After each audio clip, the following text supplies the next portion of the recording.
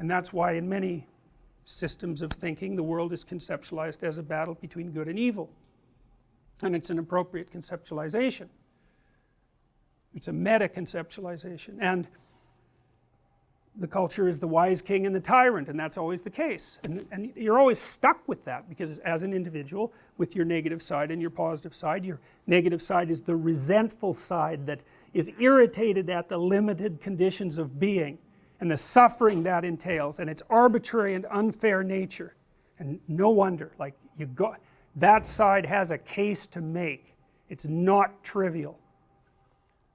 In the Brothers Karamazov, that argument is laid out beautifully. There's a character, Alyosha, who's a monastery novitiate, and not really a sparkling intellect, but a very good person. And he has a brother, Ivan, and Ivan's a vicious genius. And Ivan just takes Alyosha apart, and partly he does that by telling a story about, that Dostoevsky took this from a news story. The news story was that this mother and father had taken their young daughter and locked her in the outhouse overnight when it was like 30 below, and you know, she stayed out there crying and screaming and froze to death. And Ivan basically said to Alyosha, you know, a world in which that could happen should not be. It's a good argument, you know, and you can multiply that by millions of examples.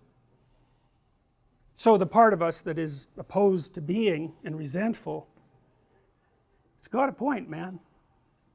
The problem, as far as I can tell, is that if you act that out, then it makes what you're objecting to worse.